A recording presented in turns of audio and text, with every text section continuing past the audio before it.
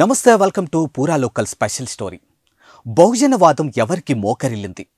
అగ్రవర్ణాలు నిమ్న వర్గాలంటూ ప్రగల్భాలు పలికిన నేత ఇవాళ ఏ వెలమదొర ఎదుట దంటాలు పెడుతుంటూ ఒక పార్టీ చీఫ్గా ఉన్న ఆయన సింగిల్ బీఫామ్ కోసం తగ్గి వెళ్ళాడా? నిన్నటి వరకు శత్రువుగా ఉన్న వారికే నేడు మిత్రుడయ్యాడా?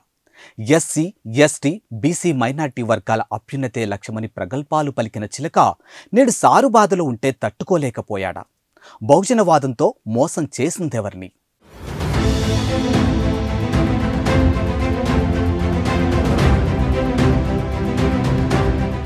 ఆర్ఎస్ ప్రవీణ్ కుమార్ ఈయనంటే తెలంగాణలో తెలియని వారు ఉంటారు.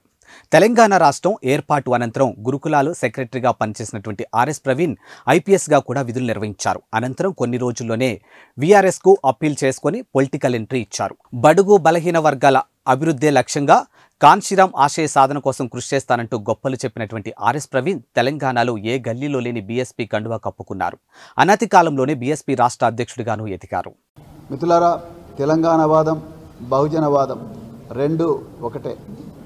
సో ప్రాణహిత నది, గోదావరి నది ఏ విధంగా అయితే కలుస్తాయో, మరి కృష్ణానది, తుంగభద్ర నది ఏ విధంగా అయితే కలుస్తాయో, ఆ విధంగా తెలంగాణ ఒకప్పుడు తెలంగాణవాదం బహుజనవాదం రెండు కూడా ఒకటే.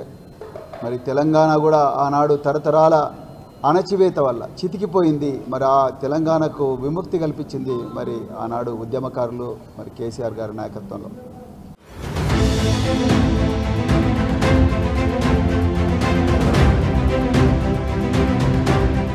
బండ్లు ఓడలైతే, ఓడలు బండ్లు అవుతాయి అంటే అచ్చం ఆర్ఎస్ ప్రవీణ్ని ఉదాహరణగా చెప్పవచ్చు. ఒక పార్టీ రాష్ట్ర అధ్యక్షుడిగా ఉన్న ఈయన అసెంబ్లీ ఎన్నికల్లో ఒంటరిగా బరిలో నిలిచారు. ఇక ప్రతిపక్ష నాయకుడిగా కేసీఆర్పై తీవ్ర విమర్శలు చేశారు. ఇక నిమ్న వర్గాల బిడ్డలకు కేసీఆర్, కేటీఆర్ అండ్ ఫ్యామిలీ ద్రోహం చేస్తుందని అధికార అహంకారంతో విర్రవీగుతున్నారని అనేక దఫాలుగా విమర్శలు గుప్పించారు. ఇక TSPSC paper leak, Delhi liquor scam, నిరుద్యోగుల సమస్యలు, విద్యార్థుల ఆత్మహత్యలు, రైతాంగ సమస్యలు ప్రతి అంశంపై గొంతు చించుకొని నడి బజార్లో కేసీఆర్ నిలబెట్టి ఆర్ఎస్ ప్రవీణ్ ఇవాళ ఆయన పంచన చేరడం అనేక అనుమానాలకు తావిస్తూ ఉంది. తరతరాలుగా అణచివేతకు గురైన సామాజిక వర్గాలు ఈ దేశంలో మరి వీళ్ళందరికీ కూడా విముక్తి కల్పించి వాళ్ళను వెలుగువైపు మరి నడిపించింది బహుజనవాదం. ఈ రెండిట్లో కూడా అణచివేత కామన్గా ఉంది, విముక్తి అనేది ఒక లక్ష్యంగా ఉంది.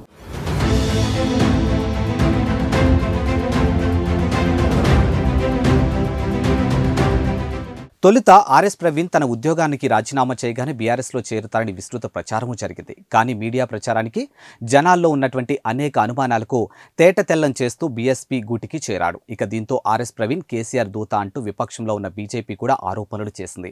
అవేవీ లేవని, అదంతా తూచని, దొరల పంచనే మేము చేరతామని ప్రకటించారు ఆర్ఎస్. అయితే రాష్ట్ర అసెంబ్లీ ఎన్నికలు ముగిసిన వెంటనే అనతి కాలంలోనే ఆర్ఎస్ ప్రవీణ్ దుమ్మెత్తిపోసినటువంటి బీఆర్ఎస్లో చేరడం ఇప్పుడు రాజకీయ వర్గాల్లో తీవ్ర చర్చాంశనీయంగాను మారింది. ఒకవైపేమో ప్రవీణ్ కుమార్ మా పాలమూరు బిడ్డ, మరి మంచోడు, నా మిత్రుడు అని చెప్తున్నారు. మరోవైపు బీఆర్ఎస్ వైపు పోతే ఆయన ప్రజలకు సమాధానం చెప్పాలంటున్నారు.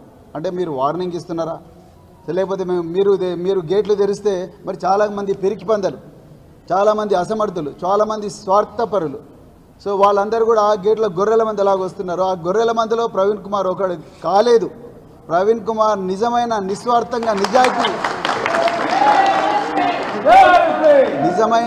నిజమైన నికార్సైన నిజాయితీ కోసం పనిచేసే నాయకుడు కాబట్టి ఆ గొర్రెల మందిలో ఒకడు కాలేదని బాధపడుతూ మరి అక్కసుతో ఈ మాట అంటున్నారు రేవంత్ రెడ్డి గారు.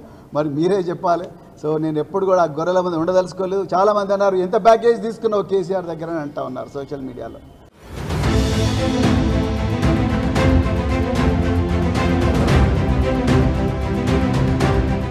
బీఆర్ఎస్ అధినేత కేసీఆర్ సమక్షంలో ఆర్ఎస్ ప్రవీణ్ గులాబీ కండువా కప్పుకున్నారు. ఇక బహుజనవాదానికి బీఆర్ఎస్కు దగ్గరి సారూప్యత ఉందని ప్రవీణ్ కుమార్ ప్రకటించడం ఇప్పుడు బహుజనవాదాన్ని నమ్ముకొని ఉన్న బిడ్డలకు జీర్ణించుకోలేకపోతూ ఉన్నారు. ఆర్ఎస్ ప్రవీణ్ కేవలం ఓట్లు చీల్చేందుకు, దళిత బహుజన వర్గాలను తన వైపు తిప్పుకునేందుకు బీఎస్పీ జెండాను మోసారని, కానీ తెర వెనుక ఉన్నది మాత్రం కేసీఆర్ అని ఆర్ఎస్ వ్యవహారంలో తేటతెల్లమైంది. అనేక మంది విమర్శలు నిజం చేస్తూ ఆర్ఎస్ ప్రవీణ్ గులాబీ వనంలోకి వెళ్లడం ఇప్పుడు పొలిటికల్ హాట్ టాపిక్ గాను మారింది. ఎంత ప్యాకేజ్ తీసుకొని పోతున్నాం మిత్రులారా. నేను మళ్ళీ చెప్తున్నా, ప్యాకేజీ తీసుకుంటానైతే నేను అధికార పార్టీ దగ్గర, రేవంత్ రెడ్డి దగ్గర, ఆయన గేట్ల దగ్గర కూర్చొని మరి ఆ సీట్లలో కూర్చునేటోని, ప్యాకేజీల కోసం వచ్చినోని కాదు. ఒక అభివృద్ధి, తెలంగాణను పునర్నిర్మాణం చేయడానికి ఒక యజ్ఞంలో భాగస్వామి కావడానికి వచ్చిన, అంతే తప్ప ప్యాకేజీల దృష్టితో ఇక్కడికి వచ్చినామని కాదు.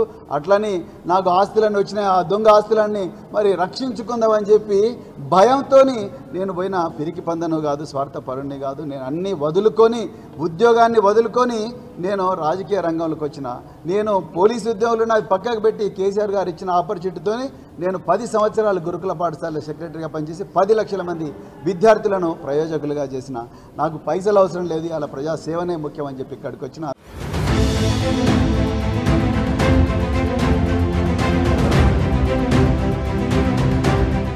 బలమైన తెలంగాణ వాదానికి బహుజన వాదం కలిస్తే బాగుంటుందని పార్లమెంటు ఎన్నికల్లో బీఆర్ఎస్ బీఎస్పీ పొత్తు కుదుర్చుకున్నామని తెలిపారు. ఇక మాయావతి బీఆర్ఎస్తో పొత్తు రద్దు చేసుకోవాలని తనపై ఒత్తిడి చేశారని, ఆ పని చేయడం ఇష్టం లేకనే బీఎస్పీకి రాజీనామా చేశారని అన్నారు. ఇక కేసీఆర్ మాదిరి ప్రవీణ్ కూడా మడమ తిప్పడు అని మాట ఇస్తే మాటకు కట్టుబడి ఉండాలని బీఆర్ఎస్ పార్టీలో జాయిన్ కావడానికి నిర్ణయం తీసుకున్నారని తెలిపారు. ఇక నీది పాలమూరే నాది పాలమూరే అనుకుంటూనే సీఎం రేవంత్ రెడ్డి తనని బెదిరించే ప్రయత్నం చేస్తున్నాడని ఆరోపించారు. కాంగ్రెస్ గేట్లు తెరిస్తే వెళ్లే గొర్రెల మందలో నేను ఒక గొర్రెను కాలేనని రేవంత్ వ్యాఖ్యలకు కౌంటర్ ఇచ్చారు. థ్యాంక్స్ ఫర్ వాచింగ్ పూరా local news, your choice for local voice.